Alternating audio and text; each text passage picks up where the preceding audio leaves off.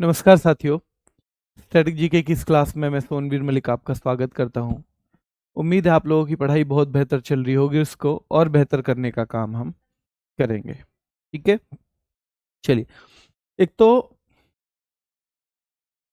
कल पहला practice set भी लिया है हमने। ठीक है, बहुत सारे बच्चों के कल कमेंट थे, सर पहले अपनी हेल्थ का ध्यान रखो। ठीक है बेटा, क्योंकि अभी ऐसा कुछ अर्जेंसी नहीं है, दवाइयाँ चल रही हैं, ऑपरेशन जो होना था वो अभी हो नहीं रहा है, तो मैं अपने ध्यान रखते हुए ही आपको पढ़ाऊंगा, चिंता मत करो। पर अपने ध्यान के साथ साथ आपका ध्यान भी रखना बहुत ज़रूरी है, क्योंकि आपका एग्ज़ाम है ना। तो बहुत ज़्यादा जोर ना देते हुए मैं कुछ जो चीज़ें हैं, ताकि आपका कोर्स पीछे ना हो जाए, ताकि आप पीछे ना हो जाओ, चाहे थोड़ी कम स्पीड से चलेंगे लेकिन चलते रहेंगे। ठीक है, ऐसे ही कल आपका शुरू हो गया है प्रैक्टिस सेट, तो अभी तो होंगे 2 वीक तक, अभी कुछ ऐसा है नहीं, तो 2 वीक लगातार हम प्रैक्टिस सेट अभी करेंगे। हालांकि वो मंडे टू फ्राइडे होता है, मुझे पता नहीं था, मैंने कह दिया कि सैटरडे भी होगा, तो मंडे टू फ्राइडे होता है तो मंडे टू फ्राइडे रखेंगे। ठीक है, आप सैटरडे में जो टाइम आपको मिल जाए, संडे में जो मिल जाए, रिवीजन जरूर करते रहना, क्योंकि एग्जाम की डेट इतनी नज़दीक आई है कि मतलब जो एक्सपेक्टेड है ना, अभी डेट ऐसे नहीं आई है, जो एक्सपेक्टेड है कि दिसंबर में अगर होता है 19 दिसंबर से, तो वहां तक फिर आपको रिवीजन के लिए अलग से शायद टाइम इतना ना मिल पाए, तो चीज़ों को अभी साथ में रिवीजन करते चलना है आपको, है ना। ऐसा ना हो कि आप वेट करते रह जाओ और पेपर आ जाए, क्योंकि पेपर में सफलता बहुत हद तक रिवीजन पे भी डिपेंड करती है ना। इस पे डिपेंड करती है रिवीजन पे। अगर आप रिवीजन अच्छे से कर रहे हो तो आपकी सफलता के चांस जो हैं वो बहुत ज़्यादा बढ़ जाते हैं, और रिवीजन नहीं कर रहे हो तो वही सफलता के चांस थोड़े से कम हो जाते हैं, क्योंकि कॉन्फिडेंस का लेवल गिर जाता है, और कॉन्फिडेंस का ही सारा खेल है। ठीक है, तो घबराना नहीं है। वही 2 लाइनें हमारी हमेशा होती हैं कि दुख से ना घबराना पंछी, जब लगे कि अरे नहीं हो रही तैयारी, क्या होगा, मेरा सिलेक्शन होगा या नहीं होगा, तो 2 लाइनें खुद से कहनी है कि दुख से ना घबराना पंछी, ये जग दुख का मेला है। दुख से ना घबराना पंछी, ये जग दुख का मेला है, और यूं तो भीड़ बहुत जंगल में, उड़ना तुझे अकेला है। तो मजबूत बनना है आपको, क्योंकि आपकी खुद की मजबूती ही आपके जीवन में आपके काम आने वाली है। ठीक है, चलिए, तो आज के टॉपिक पे आ जाइए। पद्म पुरस्कार। पद्म पुरस्कार की हम बात करेंगे, क्योंकि हमारे 2 महत्वपूर्ण पुरस्कार रह चुके हैं अभी, पद्म और वीरता पुरस्कार। ठीक है, चलिए। 1954 में इसकी स्थापना हुई थी, 1954 में। इनके लेटेस्ट चीजें वैसे तो मैं पढ़ाता चल रहा हूं, लेकिन अगर कहीं कहीं थोड़ा बहुत रह भी गया होगा ना, तो मैं आपको जो स्टैटिक का प्रैक्टिस सेट होने वाला है ना, उसमें करवाऊंगा, साथ में करंट की भी बहुत सारी चीजें, बहुत सारी करंट की चीजें भी मैं आपको करवाने वाला हूं मेरे भाई। ठीक है, चलिए। रैपिड रिवीजन का अलग फोल्डर नहीं बनाया क्या? आज अलग फोल्डर बनवा दूंगा। हेडक खत्म करो, बिल्कुल एक सामने ही मैं बता दूंगा कैसे मिलेगा। रैपिड रिवीजन का एक फोल्डर आपको मिल जाएगा आज। ठीक है, चलिए। क्लियर है? कल की क्लास की पीडीएफ कैसे नहीं हुई अपलोड? वो तो मैंने तुरंत भेजी थी। इतनी जल्दी तो मैं भेज भी नहीं पाता हूँ कई बार, वो तो तुरंत भेजी थी मैंने। मैं चेक करता हूँ। ठीक है, मैं अभी चेक करता हूँ भाई, बताता हूँ मैं अगर नहीं है तो। कल की क्लास की, कौन सी क्लास की कह रहे हैं आप? वॉइस प्रॉब्लम तो नहीं होगी बेटा, वॉइस प्रॉब्लम नहीं होगी शायद, क्योंकि मुझे ठीक आ रही है सुनाई। चलिए, अभी ऐप अपडेट मांग रही है, मैं चेक कर लूंगा। अभी इसे खत्म कर लेते हैं पहले।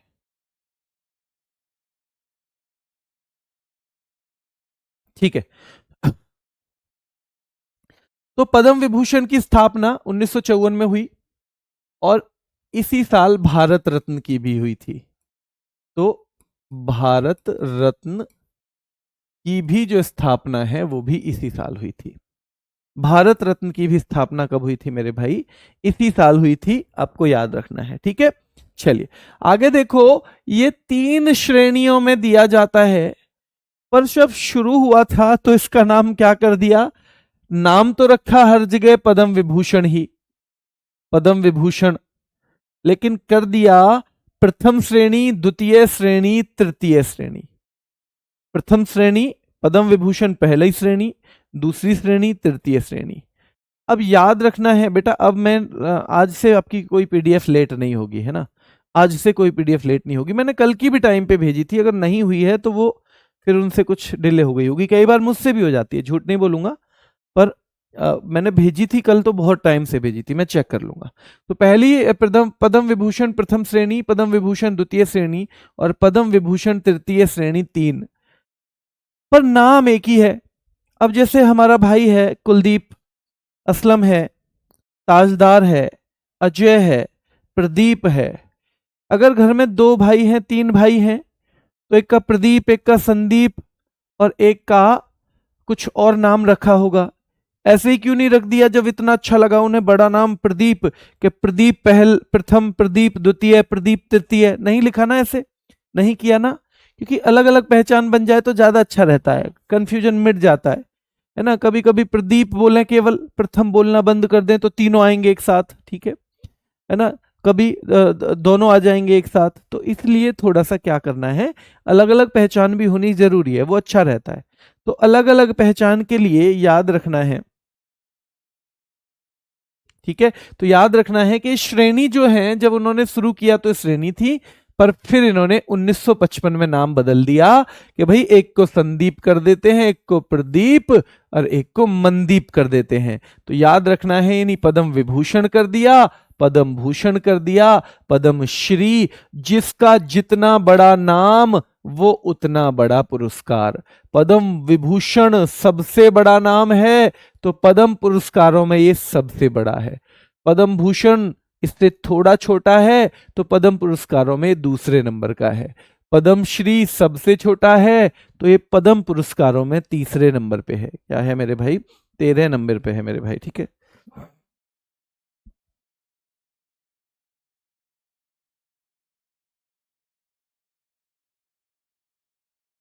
तो क्लियर है, 1955 में नाम बदलकर पद्म विभूषण, पद्म भूषण और पद्म श्री कर दिया गया है।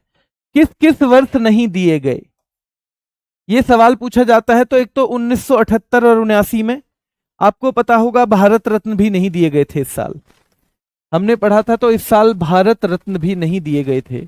और एक 1993 से 97, 1993 से 97, तो 1978 और 79 में नहीं दिए गए थे, 93 और 97, ये जो है भारत रत्न भी इस साल नहीं दिए गए थे।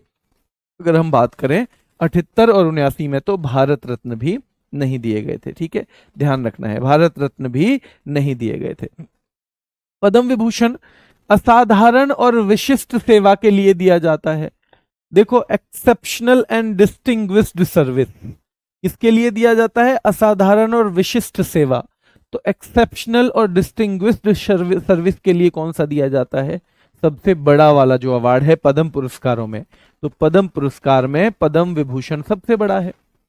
फिर होगा असाधारण की जगह उच्च क्रम की विशिष्ट सेवा, उच्च क्रम की यानी हाई ऑर्डर की, distinguished service of high order, तो ये पद्म भूषण फिर आपको पता होगा। और फिर तीसरे नंबर पे पद्म श्री विशिष्ट सेवा के लिए, डिस्टिंग्विश्ड सर्विस के लिए, इसके लिए डिस्टिंग्विश्ड सर्विस के लिए। तो याद रखना है, जैसे जैसे इसकी सर्विस जो है, जो सेवा है, उसकी क्या बढ़ेगी भाई, उसकी सर्विस की जो वो बढ़ेगी, क्या बोलते हैं, जो मतलब एक लेवल बढ़ेगा, है ना, जो सर्विस का एक लेवल बढ़ेगा, वैसे वैसे ही पुरस्कार का भी लेवल बढ़ेगा। तो केवल विशिष्ट सेवा है पद्मश्री, ऊंचे क्रम की विशिष्ट सेवा है पद्म भूषण, और असाधारण और विशिष्ट सेवा है तो पद्म विभूषण, याद रखना है। और इनसे बड़ा केवल एक पुरस्कार है अगर सिविलियंस के अवार्ड की बात करें, और वो अवार्ड कौन सा है, तो इनसे बड़ा केवल एक अवार्ड है जिसे हम बोलते हैं भारत रत्न। वो सर्वोच्च नागरिक सम्मान है, ये सर्वोच्च पद्म सम्मान है। पद्म, सवाल कंफ्यूज करने के लिए आपको क्या देगा कि भारत का सर्वोच्च जो नागरिक सम्मान कौन सा है, भारत रत्न करना है, और सर्वोच्च पद्म पुरस्कार कह दे तो पद्म विभूषण करना है, ठीक है, क्योंकि भारत रत्न इनसे ऊपर है, फिर पद्म विभूषण आता है, पद्म भूषण आता है, पद्म श्री आता है, पद्म श्री आता है मेरे भाई, ठीक है, क्या आता है, पद्म श्री फिर आता है, ठीक है। चलिए आगे देख लेते हैं, आगे क्या देखेंगे, चलिए देखिए, पद्म पुरस्कार 2025 में कितने दिए गए, फिर ये पूछा जाएगा। 139। ये महत्वपूर्ण है क्योंकि ये दिए जाते हैं कब, ये भी दिए जाते हैं भारत रत्न की तरह ही। कब दिए जाते हैं, तो जो हमारा गणतंत्र दिवस होता है, रिपब्लिक डे को ये भी दिए जाते हैं। और याद रखना है आपको, ये 139 इस बार दिए गए हैं। आपका पेपर होगा उससे पहले तो ये दिए नहीं जाएंगे नए, इसलिए यही आपके फाइनल हो जाएंगे 2000 कब वाले, 25 वाले। इसमें अब हमने पता ही है 3 तरह के हैं, तो पद्म विभूषण 7 लोगों को, जो बड़ा अवार्ड है वो कम लोगों को दिया जाता है। किसी कंपनी में भी जो नौकरी करते हैं लोग, बड़ी पोस्ट पे कम होते हैं। किसी डिपार्टमेंट में भी कमिश्नर एक ही है, स्पेशल कमिश्नर उससे थोड़े ज्यादा हो जाएंगे, तो जॉइंट कमिश्नर उससे ज्यादा, लेकिन सिपाही पूरे के पूरे मतलब एक रेला होता है, बहुत बड़ी संख्या में होते हैं। तो वैसे ही याद रखना है, जो पद्म विभूषण है वो तो 7 लोगों को दिया गया है, पद्म भूषण 19 को। अब कितने और रह जाएंगे, 7 और 19 26 हैं। 139 में 7 भी घटा दो और भाई कितना 19 भी घटा लो, तो ये 113 हो जाएंगे। पद्म श्री कितने हो जाएंगे, 113। ये सब याद रखना है आपको। कितने पद्म विभूषण हैं, 7 हैं। पद्म भूषण 19 हैं, 7 19 113, 7 19 113, 7 19 113। और आपको पता होना चाहिए कि जो सबसे कम है वो सबसे बड़ा अवार्ड है, उससे दूसरे नंबर पे जो दूसरे नंबर वाला है, और तीसरे नंबर पे जो तीसरे वाला है। ठीक है, ध्यान रखना है। भारत में दिया जाने वाला सबसे बड़ा पुरस्कार बेटा भारत रत्न ही माना जाता है। सिविलियन कैटेगरी में दोनों तरह से पूछा जाता है वैसे, पर ओवरऑल सबसे बड़ा भारत रत्न ही माना जाता है। ठीक है, चलिए आगे देखें। पद्मश्री 113। फिर एक दो डेटा ये पूछ लेता है कि कितनी महिलाओं को मिला है, तो इसमें से 139 में से 23 बटे 139 ये कितनी हैं, महिलाएं हैं। और 13 बटे 139 कौन है, मरणोपरांत, यानी जिनको मरने के बाद मिला है, मरने के बाद। तो इस बार के पुरस्कार से सबसे पहले सवाल यही बनेगा, 2025 में कितने पद्म पुरस्कार दिए गए हैं, तो 139। कितने पद्म विभूषण, तो 7। पद्म भूषण कितने दिए गए हैं, तो 19 दिए गए हैं। पद्म श्री 113 दिए गए हैं। कितने दिए गए हैं, 113 दिए गए हैं पद्मश्री, याद रखना है। ठीक है, कितनी महिलाओं को, तो क्या 23 महिलाओं को, बताओ भाई 23 महिलाओं को। ठीक है, और कितने मरणोपरांत हैं, पॉस्थ्यूमस, यानी जो मरने के बाद जिनको दिया गया है, तो वो लोग 13 हैं। 13 लोग ऐसे हैं जो दुनिया में नहीं हैं, उसके बाद उन्हें पद्म पुरस्कार दिए गए हैं। ये सारे के सारे आपको याद रखना है मेरे भाई। ठीक है, चलिए। एक बच्चा कह रहा है भारत रत्न की राशि जो है 15 लाख है। नहीं बेटा, उसमें कोई राशि नहीं मिलती, क्योंकि वो राशि से तोलने वाली चीज ही नहीं है। एक बच्चा पूछ रहा था मुझसे कल कि जी 22 भाषाओं के लिए दिया जाता है क्या ज्ञानपीठ? नहीं बेटा, 2018 में, आज मैंने ज्ञानपीठ की वेबसाइट पढ़ी, आपके 2 डाउट थे, दोनों के लिए मैंने ज्ञानपीठ की वेबसाइट पढ़ी। वैसे मैंने पढ़ तो रखा था, पर जब मुझे लगता है कि कोई फैक्ट में गड़बड़ है, तो फिर मैं उसकी वेबसाइट पे जाता हूँ सीधे सीधे। तो उसकी वेबसाइट पढ़ी, तो उसमें सीधे सीधे लिखा था कि भाई ये जो है 2018 में इसके नियमों में कुछ बदलाव हुआ, उसके बाद ये पहली बार अंग्रेजी के लिए दिया गया, और अब वो 23 भाषाओं के लिए माना जाता है कि 23 भाषाओं में दिया जाता है। दूसरी चीज मैंने पढ़ी वो 21 लाख की, तो बेटा वेबसाइट पे अभी 11 ही लाख है। वेबसाइट पे अभी 11 ही लाख है मेरे भाई, याद रखना है। बेटा पद्म विभूषण उस पे ना आपने 5 लोगों को पढ़ा है ना, जो वो शायद आपने 2024 का पढ़ा होगा। एक बच्चा पूछ रहा है सर पद्म विभूषण तो 5 ही लोगों को दिया गया है। आपने 2024 का पद्म विभूषण पढ़ा होगा, क्योंकि येलो बुक में 2024 वाले दे रखे होंगे, चेक कर लेना मेरे भाई। ठीक है, चेक कर लेना। तो भाई 11 ही लाख है अभी। ऑफिशियल डेटा जो ज्ञानपीठ अवार्ड की वेबसाइट पे है, उसके अनुसार 11 ही लाख है, और उसके अनुसार अभी 23 भाषाओं के लिए इसे दिया जाता है। ठीक है, चलिए देखते हैं महत्वपूर्ण पद्म पुरस्कार विजेता इस बार के। तो देखो, जो महत्वपूर्ण विजेता हैं उनके बारे में हम बात करेंगे। पहले तो है लक्ष्मी नारायण सुब्रमण्यम, ये पद्म विभूषण मिला है इनको।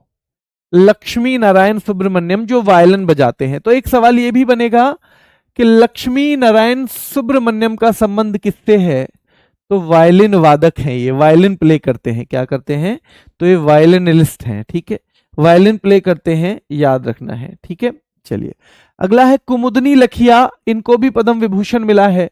तो भाई कुमुद तो लाखों में एक है, कहां थकती है वो डांस से, कद थकती है, कद थकती है, कुमुद कद थकती है, और पद्म विभूषण मिला है कुमुदनी लखिया को, क्या मिला है, पद्म विभूषण मिला है। शारदा सिन्हा बहुत महत्वपूर्ण रही हैं, और अभी छठी मैया का चल भी रहा है भाई टाइम, छठी मैया की पूजा अभी होके निपटी है। तो ये फोक सिंगर हैं, लोक गायिका हैं, छठी मैया के गीत गाती हैं भाई, गाती थी, गाती हैं क्या, गाती थी, ठीक है। और बिहार कोकिला बहुत महत्वपूर्ण है, बिहार कोकिला इनको कहा जाता है, और भाई कुकू ऑफ बिहार या बिहार कोकिला इन्हें कहा जाता है, ठीक है, याद रखना है। पद्मश्री 1991 में ही मिल गया था इनको, पद्म भूषण 2018 में मिला था, 2025 में 7 साल बाद इनको क्या मिला है, तो पद्म विभूषण मिला है। और भाई शारदा सिन्हा है, कौन है, शारदा सिन्हा है, कौन है, शारदा सिन्हा है। फिर से देख लो 3 लोगों के नाम, लक्ष्मी नारायण सुब्रमण्यम कौन है, वायलिन वादक हैं, और याद रखना है इनको क्या मिला है, वायलिन बजाते हैं लक्ष्मी नारायण सुब्रमण्यम, और इनको जो मिला है ना वो क्या है, तो आपको पता होना चाहिए, वायलिन बजाते हैं, ध्यान रखना है। तो वायलिन वादक हैं लक्ष्मी नारायण सुब्रमण्यम, वायलिन वादक हैं, ठीक है। कुमुदनी लखिया कथक नृत्यांगना है, कौन है, कथक नृत्यांगना है कुमुदनी लखिया, पद्म विभूषण इनको भी मिला है। शारदा सिन्हा लोक गायिका हैं, शारदा सिन्हा कौन है, लोक गायिका है मेरे भाई, छठी मैया के गीत गाती हैं। 1991 में पद्मश्री मिला, ये याद रहे ठीक है, वरना ये थोड़ा सा जरूर याद रखना 2018, और इनको संगीत नाटक अकादमी अवार्ड मिला था सन 2000 में, कब मिला था, सन 2000 में, और ये बिहार कोकिला के नाम से जानी जाती हैं। पद्म विभूषण मिला है जेएस केहर जी को भी, इनको हम जेएस केहर के नाम से भी जानते हैं, जगदीश सिंह केहर के नाम से जानते हैं मेरे भाई। तो जेएस केहर जो हैं ये सुप्रीम कोर्ट के पहले सिख सीजीआई रहे हैं, सिख चीफ जस्टिस। भारत के आपको पता है चीफ जस्टिस अभी कितने रह चुके हैं आज तक, अभी 52वें हैं या नहीं बताओ, अभी 52वें हैं या नहीं मेरे भाई बताओ, अभी 52वें हैं या नहीं, जल्दी से कमेंट करके बताओ।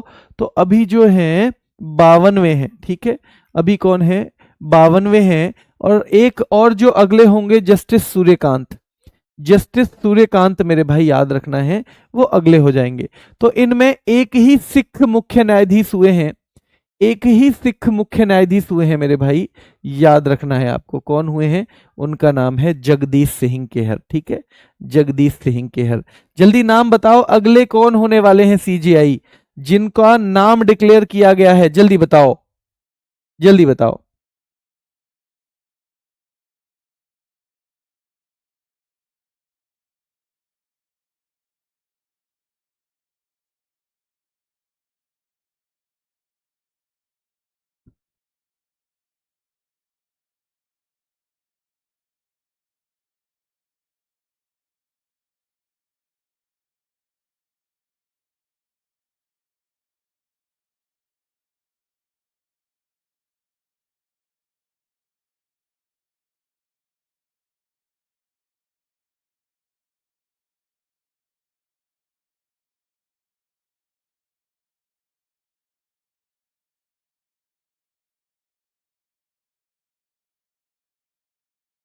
सूर्यकांत बेटा, गवई तो अभी वर्तमान में है, जस्टिस सूर्यकांत, जस्टिस सूर्यकांत।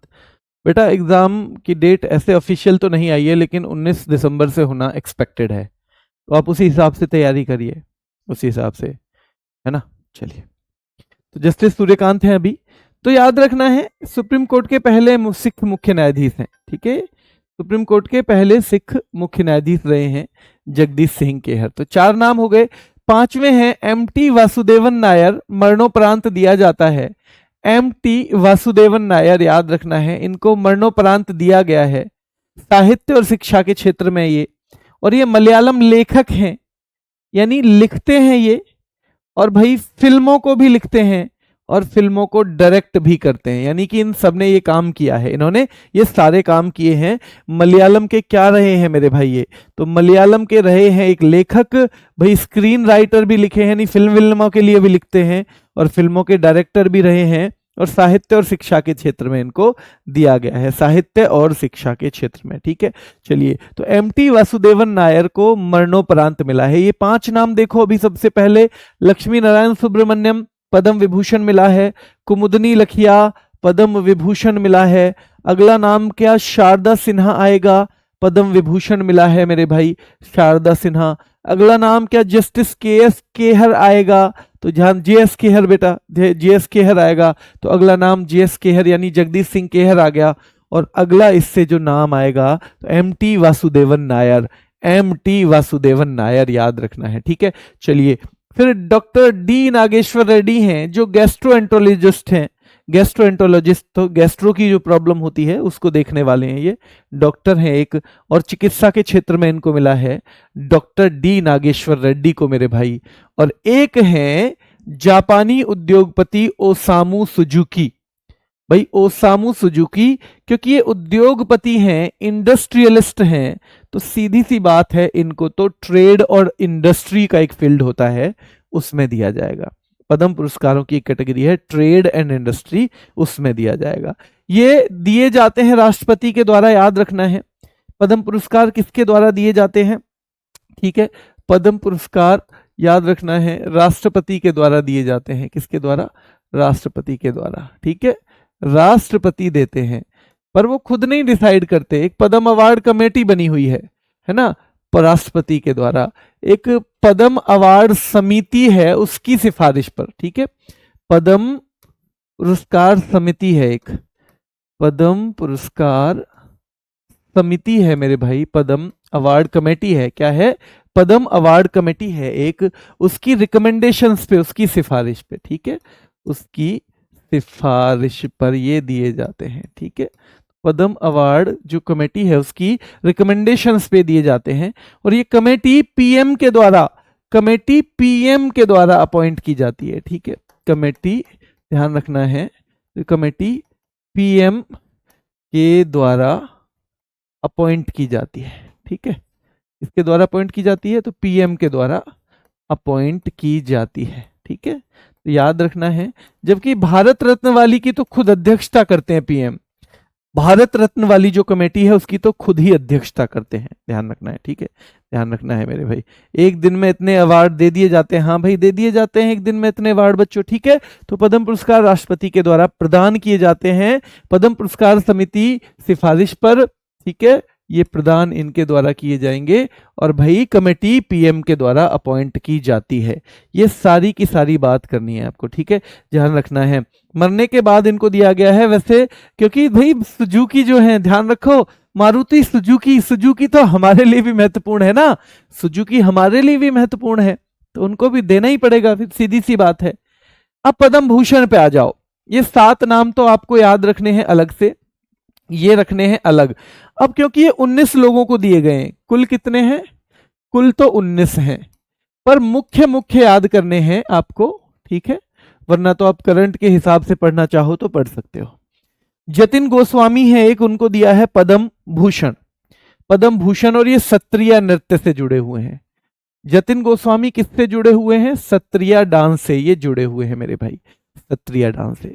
शोभना चंद्र कुमार याद रखना है, तो इनका संबंध भरतनाट्यम से भी है और भैया सिनेमा से भी, तो इनको भी पद्म भूषण पुरस्कार दिया गया है। पंकज उदास जी को आप याद रख पाओगे आसानी से, इनको भी दिया गया है, गजल गायक रहे हैं, बॉलीवुड में काम किया है पंकज उदास।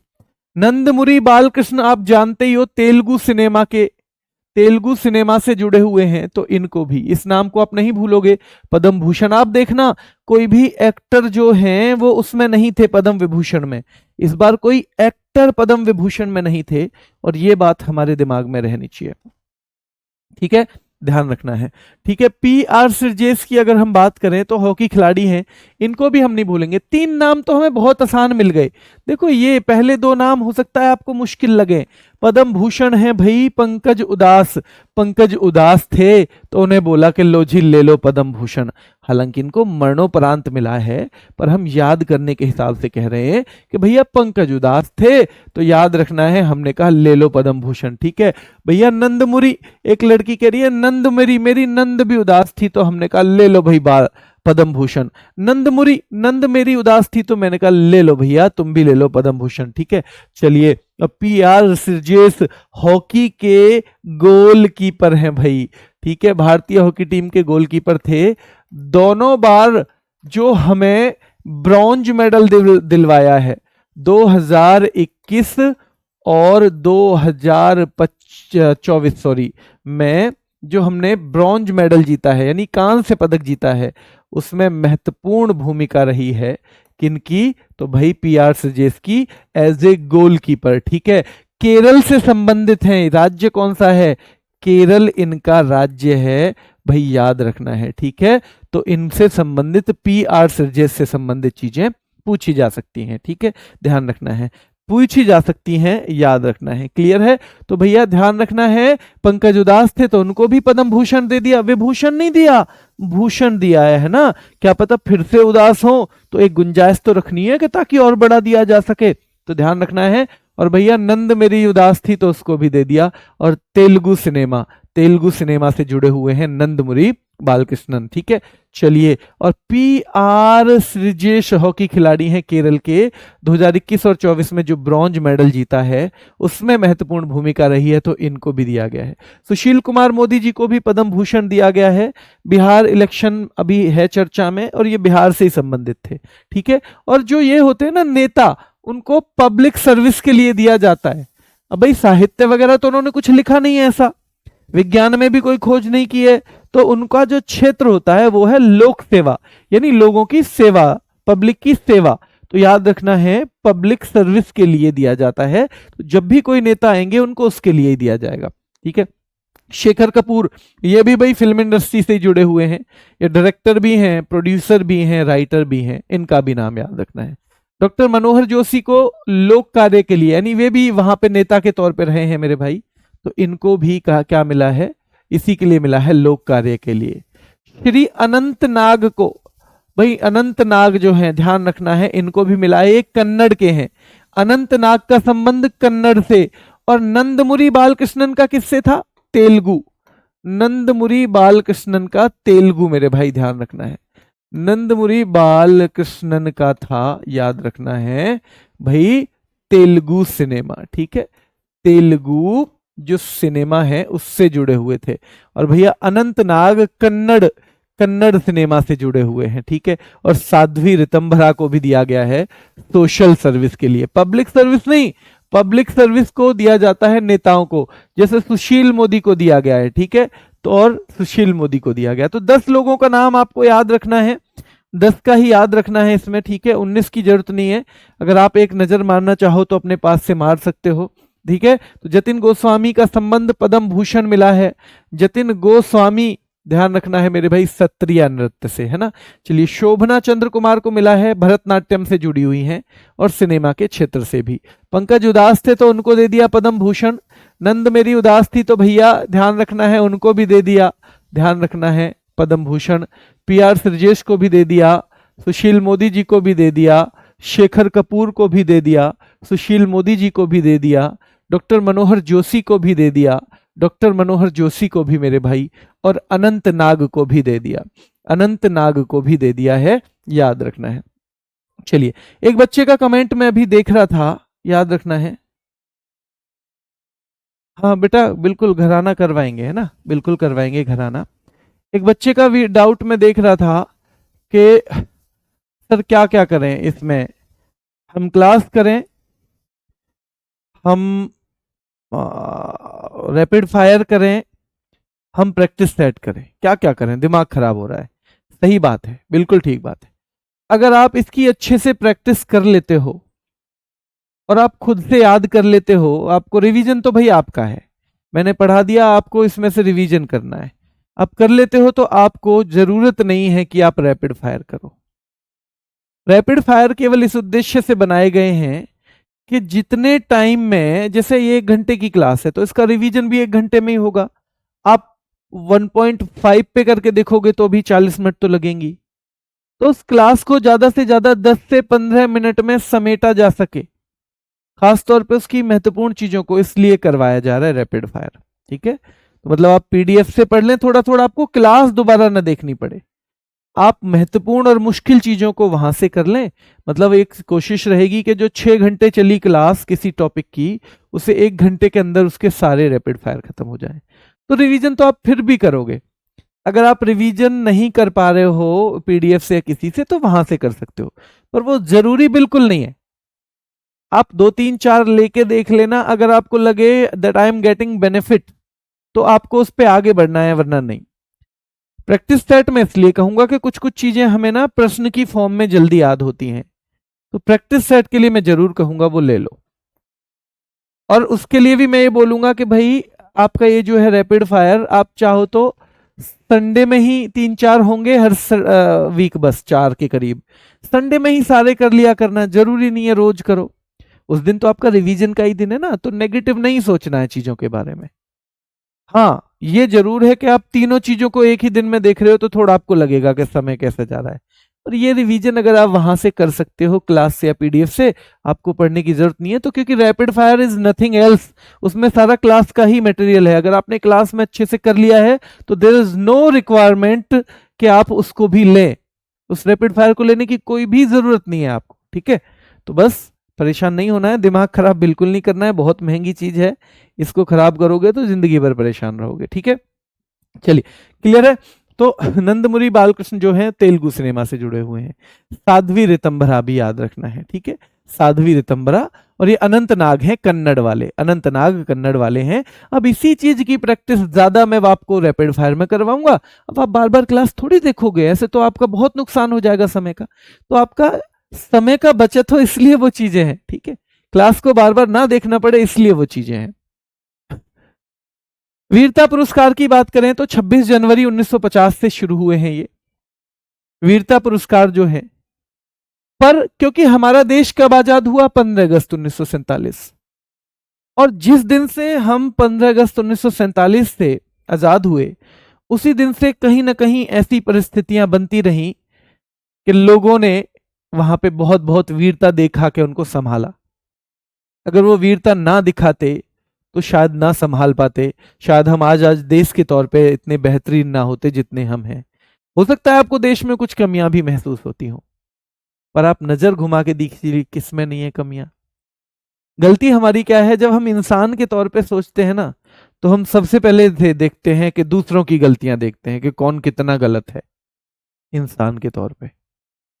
और जब हम देश के तौर पे देखते हैं तो पहले अपने ही देश में सबसे ज्यादा गलतियां निकालते हैं, जबकि दुनिया में शायद उससे भी बड़ी बड़ी गलतियां हैं।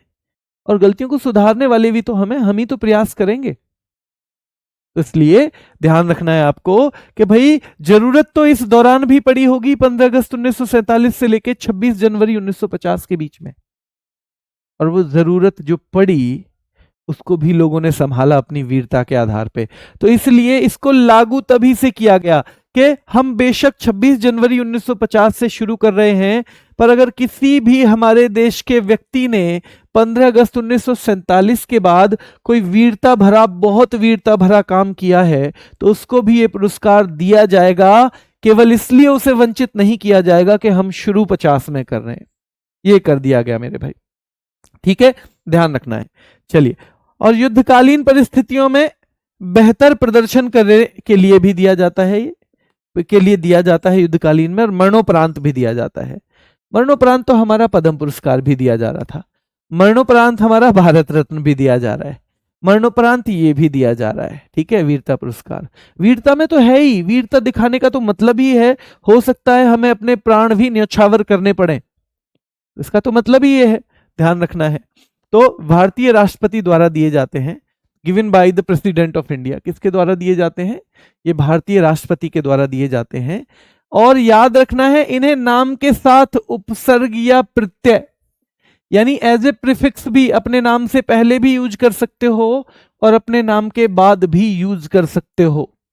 यानी कि अगर कोई क्या है, अगर कोई बहुत बेहतरीन उन्होंने काम किया और परमवीर चक्र विजेता है तो ध्यान रखना वो अपने नाम के आगे भी लगा सकते हैं कि परमवीर चक्र विजेता ये मेजर सोमनाथ शर्मा, और बाद में भी लिख सकते हैं कि मेजर सोमनाथ शर्मा परमवीर चक्र विजेता, ग्रेनेडियर योगेंद्र यादव परमवीर चक्र विजेता, या परमवीर चक्र विजेता ग्रेनेडियर योगेंद्र यादव।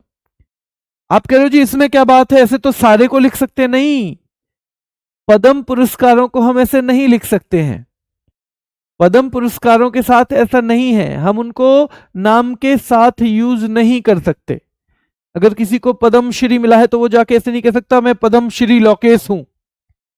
पद्म भूषण मिला है अगर नंदमुरी बालकृष्णन को, तो ऐसा नहीं है वो फिल्मों में भी लगा दें कि मैं पद्म विभूषण वो हूं नंदमुरी बालकृष्णन तेलुगु सिनेमा का, इस तरह से वो यूज नहीं कर सकते हैं, ठीक है। पर ये किए जा सकते हैं, और इसका एक बहुत बड़ा उदाहरण है आर्मी के जो भी आप जनरल कर्नल और वो रैंक देखोगे, वो अपने नाम के आगे पीएसएम ना परम सेवा, एसएम सेवा मेडल, वीएसएम विशिष्ट सेवा मेडल, परम विशिष्ट सेवा मेडल तो पीवीएसएम, इस तरह से लिखते हैं क्योंकि ये अलाउड हैं, वीरता वाले पुरस्कार अलाउड होते हैं मेरे भाई, ठीक है। दुश्मन की उपस्थिति में, थल में, चाहे जल में, चाहे वायु में विशिष्ट बहादुरी की हो या आत्म बलिदान ही कर दिया हो, उसके लिए पुरस्कार दिए जाते हैं, ठीक है। ऐसे नहीं है मोहल्ले में जो कमजोर है उसे मार दे, है ना, मोहल्ले में जो कमजोर है उसको पीठ के आगे, तो वो बहादुरी नहीं है मेरे भाई, ठीक है। बहादुरी का देखा जाता है लेवल कि बहादुरी किस पर्पज के लिए है, बहादुरी वही होती है, ठीक है। ऐसा नहीं है कि थार में बैठ के और इंसानों को इंसान ना समझ के और चला रहे हैं, कहीं किसी को ठोक दिया, किसी के ऊपर पानी गंदा डाल दिया, वो बहादुरी नहीं है ना, वो बहादुरी कभी हो भी नहीं सकती। बहादुरी होती है जब हम अपने से कमजोर लोगों को प्रोटेक्ट करते हैं, जब उनकी रक्षा करने का काम हम शुरू कर देते हैं, वो बहादुरी है, अपने से कमजोर। और वैसे वीर हमारे आजकल ऐसे हो गए हैं कि कहते हैं कि भाई सबसे, क्या कहते हैं आजकल के वीरों का नियम बताता हूं मैं, कि ऐसी वाणी बोलिए सबसे झगड़ा होए, ऐसी वाणी बोलिए सबसे झगड़ा होए, पर वाह से झगड़ा ना होए जो आपसे तगड़ा होए, ठीक है। यानी अपने से मजबूत आदमी से नहीं लड़ते हैं हम, हमें केवल लड़ने के लिए कमजोर आदमी चाहिए, तो ये तो बहादुरी नहीं है ना, ये बहादुरी कभी हो ही नहीं सकती। चलिए ध्यान रखना है। तो वर्ष में कितनी बार, 2 बार ये दिए जाते हैं, जबकि हम पद्म पुरस्कारों को देख रहे थे वो केवल एक ही बार दिए जा रहे थे, वो एक ही बार दिए जा रहे थे। कब दिए जा रहे थे, वो गणतंत्र दिवस पे 26 जनवरी को दिए जा रहे थे। लेकिन ये वीरता पुरस्कार दोनों वक्त दिए जाते हैं, रिपब्लिक डे पर भी दिए जाते हैं और हमारे इंडिपेंडेंस डे पर भी दिए जाते हैं, यानी गणतंत्र दिवस भी और स्वतंत्रता दिवस पर भी ये दिए जाते हैं। और कोई डिस्क्रिमिनेशन नहीं है, कोई भेदभाव नहीं। महिला है अगर उसने किया है भाई वीरता का काम तो उनको भी मिलेगा, पुरुष है उनको भी मिलेगा मेरे भाई, बच्चा है उसको भी मिलेगा, बड़ा है उसको भी मिलेगा, याद रखना है। तो और अगर सेना की बात आए तो जवान है उसको भी मिलेगा, और जो अधिकारी है उसको भी मिलेगा। जवान सेना में जो हमारे सिपाही वगैरह होते हैं उनको बोलते हैं, ठीक है। तो अगर उनको भी मिलेगा और अधिकारी को भी मिल सकता है, ठीक है, क्लियर। यहां देखिए आगे, देखिए किसको मिल सकता है पुरस्कार, तो सेना को मिल सकता है, अगर सेना में है, सेना जो हमारी थल सेना है उसको अक्सर हम सेना कह देते हैं। नौसेना को मिल सकता है, वायु सेना को भी मिल सकता है मेरे भाई, यानी कि आरक्षित बल रिजर्व फोर्स, जैसे आपकी सीआरपीएफ बनी हुई है, सेंट्रल रिजर्व पुलिस फोर्स, उस तरह से भी मिल सकता है। टेरिटोरियल आर्मी एक हिस्सा है आर्मी का, याद रखना है। अभी आपको पता होगा उनको नीरज जी जो हैं हमारे नीरज चोपड़ा, उनको टेरिटोरियल आर्मी में अधिकारी रैंक मिली है, ये भी आपको पता होगा। तो टेरिटोरियल आर्मी वाले को भी मिल सकता है, और या कोई और भी आर्म्ड फोर्स, आर्म्ड मतलब सशस्त्र बल, जो शस्त्र से लड़ाई करता हो, अगर ऐसा कोई लीगली बनाया गया है। अब ऐसा नहीं है कि 5 लोग जो हैं कहे कि जी हम तो सबको मार देंगे और हथियार उठा लिए और वो कहे हम बहादुर हैं हमें भी नाम दो, वो नहीं, लीगली ऐसी कोई फोर्स बनाई गई हो, ऐसी कोई सेना बनाई गई हो मेरे भाई, ठीक है, क्लियर है। चलिए आगे देखिए, नर्सिंग स्टाफ, सैन्य हॉस्पिटल, सेना के तहत कार्यरत नागरिक कर्मियों को भी दिया जाता है। इनकी और डेप्थ में चलेंगे हम प्रैक्टिस सेट में, प्रैक्टिस सेट अगर आप कुछ भी नहीं ले रहे हो तो दो चीज जरूर ले लेना, क्योंकि वो प्रैक्टिस सेट में मैं आपको इनसे संबंधित करंट चीजों के बारे में भी बहुत चीजें बताऊंगा। तो बस इतना मान लेना मेरी कि वो उसके संग संग प्रैक्टिस सेट जरूर ले लेना। चाहे तो उन्हें अगर वैसे टाइम ना मिले तो केवल सैटरडे संडे में लेना है। स्टैटिक जीके में मैं आपके करंट के भी बहुत सारे क्वेश्चन वहां कवर करवा दूंगा, ठीक है साथ में। चलिए, तो परमवीर चक्र के बारे में बात करें। सबसे पहले बैंगनी रिबन होता है, इसमें रिबन का कलर पूछे। वीरता के लिए दिया जाने वाला सबसे ऊंचा है, सबको पता ही होगा ये तो, 26 जनवरी 1950 से परमवीर चक्र। पर उससे पहले विक्टोरिया क्रॉस दिया जाता था, क्योंकि सेना उससे पहले भी थी। वो बात अलग है, उस सेना पे कंट्रोल अंग्रेजों का होता था, तो वो देते थे विक्टोरिया क्रॉस। क्योंकि उनकी रानी है विक्टोरिया, तो वो तो विक्टोरिया क्रॉस देंगे ही। और हमने उसका नाम कर दिया परमवीर चक्र। यानी अगर तुलना की जाए तो उससे पहले भी क्या ऐसा कोई नाम दिया जाता था? हाँ जी, विक्टोरिया क्रॉस दिया जाता था, जो हमारे बाद, जो हमारी स्वतंत्रता के बाद हमने परमवीर चक्र नाम से देना शुरू किया है। ठीक है, क्लियर है? चलिए, वीरता का सर्वोच्च पुरस्कार जो है, हाईएस्ट अवार्ड है गिवन फॉर गैलेंट्री। ये वीरता के लिए दिया जाने वाला सबसे ऊंचा पुरस्कार है। युद्ध के समय ही दिया जाएगा, ये नॉर्मल नहीं है ऐसे ही कि भाई है ना मेले में आग लग गई उसमें बचाने वाले को नहीं दिया जाएगा, केवल युद्ध के समय दिया जाएगा। इसकी स्थापना 26 जनवरी 1950 को हुई। ठीक है, सबसे पहले किसे मिला? महत्वपूर्ण है, मेजर सोमनाथ शर्मा को ये सबसे पहले मिला था, और मरणोपरांत पॉस्थ्यूमस मिला। पॉस्थ्यूमस यानी जब वो दुनिया को छोड़ के जा चुके थे। अब तक 21 लोगों को टोटल मिल चुका है, ये भी महत्वपूर्ण फैक्ट है।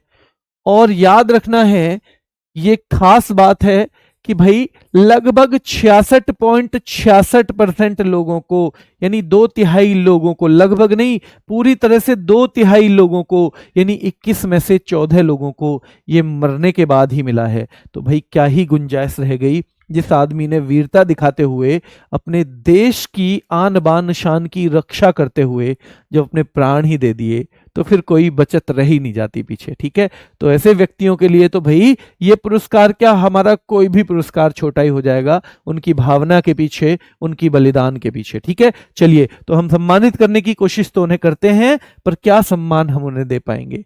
जो सम्मान उन्होंने अपने लिए अर्जित कर लिया है, वो हम उसे क्या ही दे पाएंगे। चलिए, ध्यान रखेंगे कि भाई अब तक कितने लोगों को परमवीर चक्र मिला है? तो 21 व्यक्तियों को परमवीर चक्र मिला है, और 14 लोगों को, ध्यान रखना है, ये मरणोपरांत मिला है। खास बात यह भी रहेगी कि 20 विनर जो है वो सेना से ही है। सेना का मतलब मैं फिर कह दूं कि यहां आर्मी है, थल सेना, क्योंकि बाकी में तो नौ सेना या वायु सेना जुड़ेगा, इसमें कुछ नहीं जुड़ रहा है। मतलब we are talking about army, Indian army. ठीक है, चलिए, तो एक विजेता वायुसेना से है, यानी अभी किसी नेवी के ऑफिसर को तो नहीं मिला है। ठीक है, और अभी या तो एयरफोर्स वाले को मिला है, या तो सेना वाले को, यानी कि आर्मी वाले को मिला है ना। पहले जो है मेजर सोमनाथ शर्मा है, याद रखना है। लेटेस्ट 4 लोग आपसे पूछ सकता है कि भाई ये लेटेस्ट कब मिला? लास्ट टाइम जब ये दिया गया तो किसको दिया गया? तो लास्ट टाइम ये 1999 में मिला है, क्योंकि एक बड़ा युद्ध हमने लास्ट टाइम 1999 में ही लड़ा, कारगिल का। तो ये 4 लोगों को मिला। ग्रेनेडियर योगेंद्र यादव, अब ये अपने नाम के आगे लिखना चाहे तो परमवीर चक्र योगेंद्र यादव लिख सकते हैं। ठीक है, राइफलमैन संजय कुमार, तो परमवीर चक्र विजेता संजय कुमार। और मेरे भाई लेफ्टिनेंट मनोज कुमार पांडे और कैप्टन विक्रम बत्रा।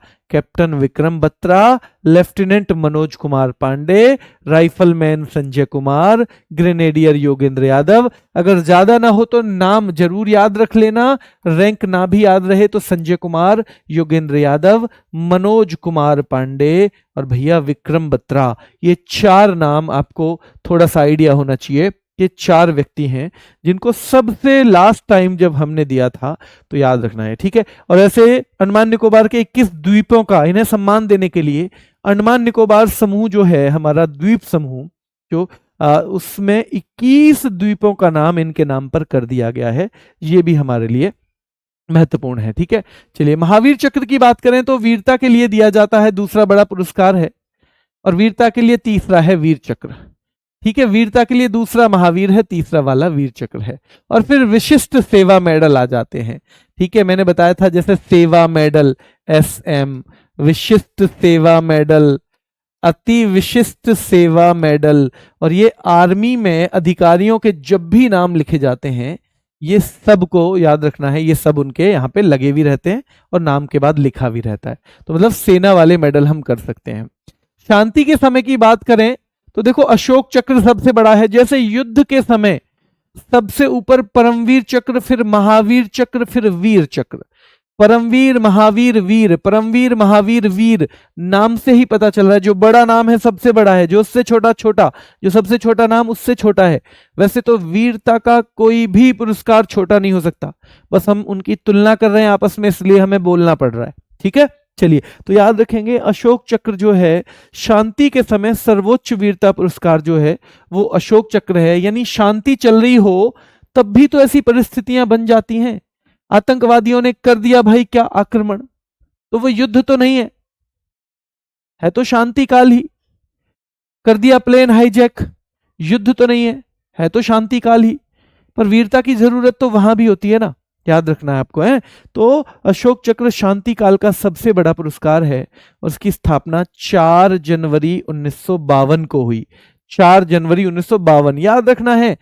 पहले हुए थे युद्ध वाले, फिर और अब हो रहे हैं कब भाई, ये हो रहे हैं मेरे भाई शांति के समय वाले 1952 में, 2 साल बाद।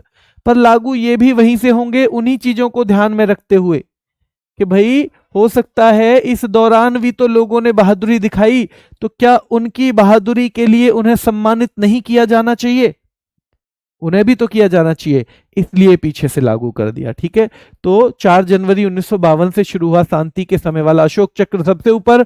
और अशोक चक्र से सवाल बन जाता है नीरजा भनोट, आपको पता ही होगा नीरजा भनोट कौन थी। तो भाई ये जो है ना नीरजा भनोट, जिन्होंने किसमें एक महत्वपूर्ण भूमिका निभाई थी, जब विमान हाईजैक हो रहा था ना, तो उसके लिए जो लड़ाई लड़ने में एक महत्वपूर्ण भूमिका निभाई नीरजा भनोट ने। तो ये पहली महिला मानी जाती हैं, पहली महिलाएं ये हमारी मानी जाती क्या हैं जिन्हें अशोक चक्र मिला। यानी खास बात इसलिए भी है क्योंकि महिलाओं को हम कई बार मानते नहीं कि वो भी बहादुरी दिखा सकती हैं, क्योंकि सबसे बहादुर होती हैं वो, है ना, सबसे बहादुर हैं भाई, लेकिन हम नहीं मानते हैं। तो ये मामला वहां पे जाके टिकता है कि अशोक चक्र पाने वाली पहली महिला जो है वो नीरजा भनोट हैं। अशोक चक्र को भी पहले अशोक चक्र 1, अशोक चक्र 2, अशोक चक्र 3 के नाम से जानते थे, इन तीनों को, शांति वालों को। जैसे हम पद्म विभूषण वर्ग 1, पद्म विभूषण वर्ग 2, पद्म विभूषण वर्ग 3 जानते थे, वैसे इनको भी अशोक चक्र 1, 2, 3। तो 1 वाला सबसे ऊपर वाला है अशोक चक्र 1। 1967 से नाम चेंज किया गया। जैसे पद्म वाले में तो हमें अगले साल ही समझ में आ गया था, तो हमने पद्म विभूषण वर्ग 1, वर्ग 2, वर्ग 3 को पद्म विभूषण, पद्म भूषण और पद्म श्री कर दिया था 19 कब 55 में ही। 54 में शुरू किए, 55 में नाम बदल दिया। पर ये 52 में शुरू होने के बाद 15 साल लगभग उसी नाम से जाने गए और 1967 में आके हमने इसका नाम बदल दिया, अशोक चक्र 1 कर दिया। क्या कर दिया मेरे भाई? अशोक चक्र 1। ठीक है, अशोक चक्र 1 को हमने अशोक चक्र कर दिया। पहले व्यक्ति पूछ लिए जाएं तो नर बहादुर थापा, बचित्तर सिंह और सुहास विश्वास, ये 3 व्यक्ति अशोक चक्र पाने वाले पहले व्यक्तियों में माने जाते हैं। जैसे परमवीर चक्र हमने कौन पढ़े थे बताओ? परमवीर चक्र हमने कौन पढ़े थे, जल्दी बताओ? क्या मेजर सोमनाथ शर्मा पढ़े थे, पहले विजेता? तो अशोक चक्र पाने वाले पहले व्यक्तियों में नर बहादुर थापा, बचित्तर सिंह और मेरे भाई सुहास विश्वास हैं। ठीक है, दूसरे नंबर पे कीर्ति चक्र आता है, और कीर्ति और शौर्य में हम घबराते हैं। कीर्ति पहले है, शौर्य बाद में है। ठीक है, यानी कीर्ति पहले है, शौर्य बाद में है। तो कीर्ति चक्र को पहले अशोक चक्र 2 कहते थे। इसका नाम कब बदला? 1967। इनके तीनों के नाम 67 में बदले जाएंगे। अशोक चक्र 1, अशोक चक्र 2, अशोक चक्र 3। अशोक चक्र 1 का नाम अशोक चक्र कर दिया, दूसरे का नाम क्या कर दिया?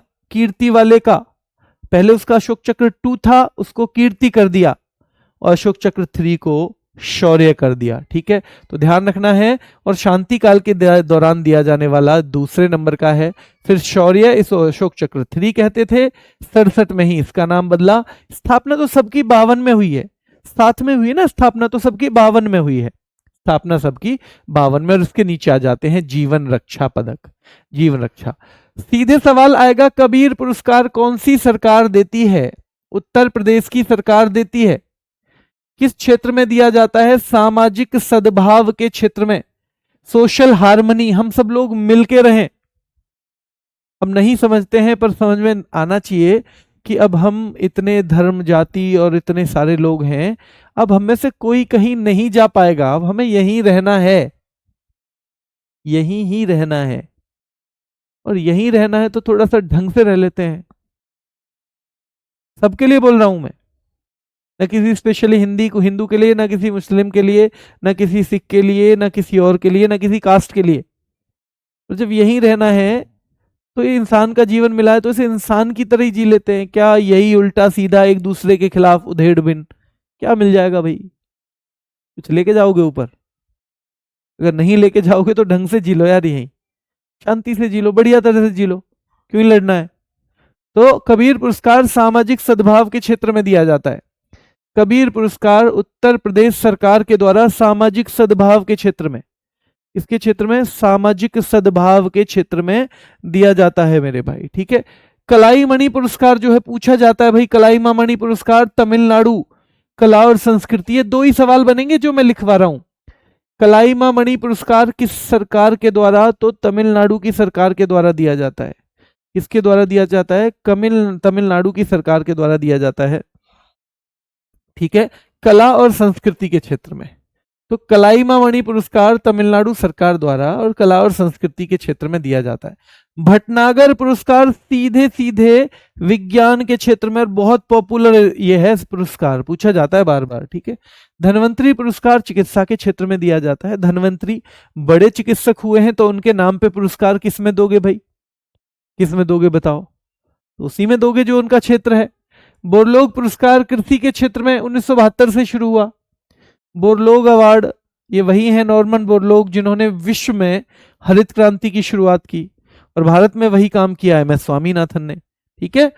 चलिए, BC राय पुरस्कार चिकित्सा के क्षेत्र में विधान चंद्र राव है भाई, इन्हीं के नाम पे doctors day, national doctors day, इन्हीं के जन्मदिन पे मान लो या मरण दिन पे, क्योंकि इनका जन्मदिन और मरण दिन दोनों एक हैं, नेशनल डॉक्टर्स डे यानी राष्ट्रीय चिकित्सक दिवस, ठीक है। राष्ट्रीय चिकित्सक दिवस मनाया जाता है 1 जुलाई को। कब?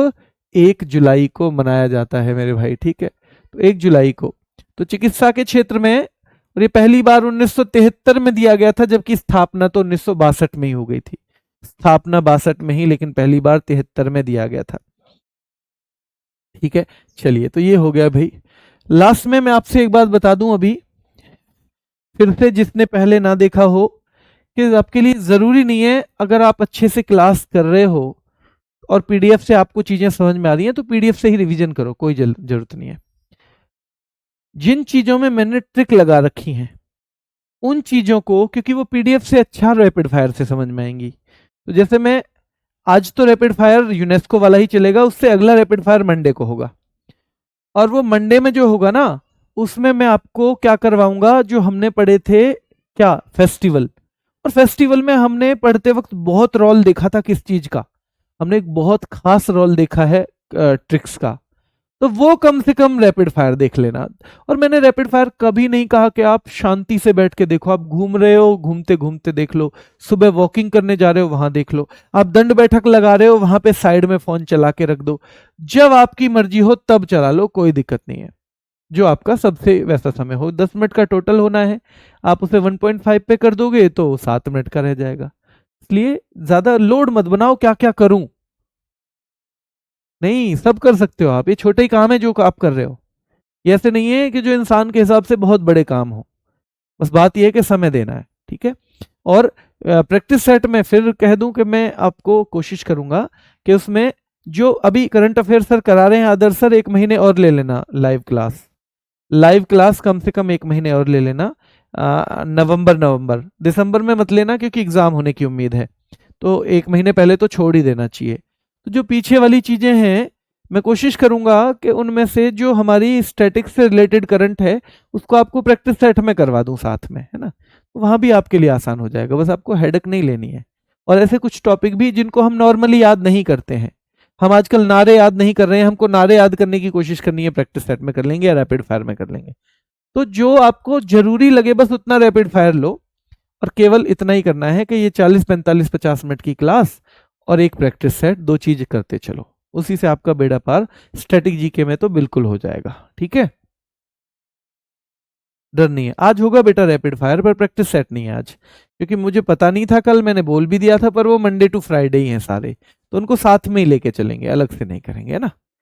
और जब भी टाइम मिले, मैं फिर कह रहा हूं, जब भी टाइम मिलता है, कोई क्लास ना हो रही ना आज, देखो गुरुजी की ये जिम्मेदारी है, कंप्लीट तो करवाएंगे सिलेबस, इसमें तो कोई डाउट नहीं है। तो अगर आज नहीं मिल रही है तो उनको थैंक यू बोलो, और एक उसमें 1 घंटे में रिवीजन कर लो जितना कर सकते हो, बहुत काम आने वाला है रिवीजन आपके, बिल्कुल मत, आपको उससे डरना नहीं है, घबराना नहीं है, मेहनत करनी है जितना आप कर सकते हो। ठीक है, चलिए, कोई आपका कोई कमेंट हो ऐसा? हाँ बेटा ठीक है, ध्यान, कल नहीं बेटा, कल पूरा रिवीजन करो, नहीं क्लास की जरूरत है। ये मत सोचो रिवीजन ऐसी चीज है जब पूरी कोर्स हो जाएगा तभी मैं करूंगा, नहीं, रिवीजन साथ के साथ लेके चलना है, ताकि कभी इतना कोर्स रहे ही ना आपके लिए कि अरे इतना रिवीजन करना है, अरे मैंने तो कर रखा है पिछले हफ्ते तक का, तो बस एक हफ्ते का करना है लास्ट में, ऐसा करके चलना है मेरे भाई। करंट 1 साल की कर लेनी चाहिए आपको, और फिर भी अगर आपको लगता है तो मतलब 1 साल की तो करनी है, और 2 3 साल के जो बड़े बड़े इवेंट हैं वो भी कर लेने हैं साथ में। बेटा मैं मैक्सिमम के रैपिड फायर करवाऊंगा, अब शुरू हो गया है, शुरू होने की देर होती है, जब आप पहले दिन पढ़ाई के लिए बैठे होगे तब तक बहुत दिक्कतें आई होंगी, लेकिन जब आप बैठ गए तो फिर चीजें स्मूथ चलने लगती हैं। ठीक है, आप जो बुक से पढ़ रहे हैं कोई बात नहीं, वो बुक से भी पढ़ सकते हैं करंट अफेयर, कोई इश्यू नहीं है। अगर आपको लगता है कि मुझे बुक से समझ में आ रही हैं चीजें, आपको पता भी है कि मुझे क्या पढ़ना है, तो पढ़ लो, कोई दिक्कत नहीं है। कोई भी चीज अगर आपको समझ में आता है, स्टैटिक जी के ही क्यों ना हो, कि मुझे तो बुक से बहुत बढ़िया समझ में आती है सर, आप और आपसे बेहतर पढ़ लेता हूँ, और मुझे सारा चीजें भी पता है, तो पढ़ सकते हो, कोई जरूरी नहीं है कि क्लास ही लेनी जरूरी है। ठीक है बेटा, ठीक है, अभी के लिए इतना ही। आपने बहुत सपोर्ट किया, बहुत प्यार दिया। ये जो दिक्कत थी मुझे, मतलब आप हर वक्त आपने अपनी पढ़ाई को भी छोड़ के कहा सर आप अपना ध्यान रखो भैया, पहले अपना कर लो भाई, ये शायद ये बॉन्ड मेरे ख्याल से बहुत कम मिलता है, ये प्यार बहुत कम मिलता है। तो मेरी भी कोशिश रहेगी कि पेपर से पहले मैं आपके लिए जो कुछ कर सकूं मैं करूं। अभी के लिए इतना ही, धन्यवाद।